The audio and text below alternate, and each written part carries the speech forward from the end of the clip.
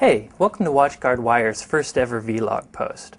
I'm Corey, and today I'd like to revisit a Wire post from last week. Last Tuesday, I wrote a post about two new zero-day flaws in Internet Explorer. One involved an ActiveX animation control, and the second involved the way Internet Explorer parses Vector Markup Language, or VML. Well, unfortunately, the VML exploit has escalated significantly in the past few days.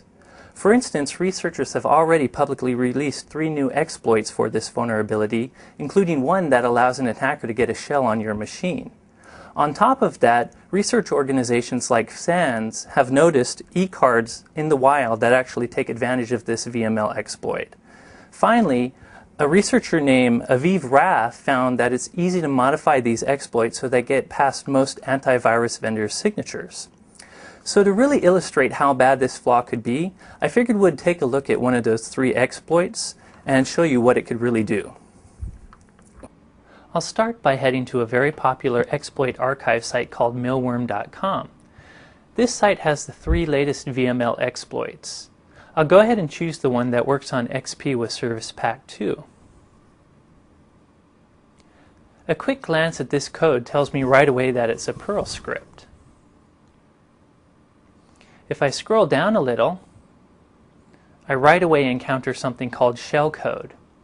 Shellcode is the malicious code an attacker attaches to his exploit to get it to do something bad. In this case, the exploit uses a very popular shellcode from the Metasploit framework package called bindshell. Bindshell opens a listening port on the victim's computer so that an attacker can connect to it and gain command line control. In this case, bindshell attaches to port 5555. The rest of this Perl script just consists of code that generates a malicious web page and injects that shellcode into it. So if I close these windows and look at these files, you can see here is the exploit Perl script. And if I run the Perl script, it creates exploit.html, which is our malicious web page. Now I simply have to start a web server on this computer to host my malicious web page.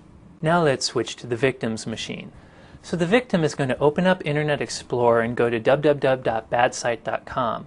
This is the URL of the malicious web server I set up earlier. When I go there, it appears that nothing's happening. However, behind the scenes, that malicious web page is injecting the shellcode onto my victim's machine. So at this point, if my shellcode was successful, the victim machine is now listening on port 5555. Before we move off the victim machine, I'd like to draw your attention to the files on the desktop. They'll become important later.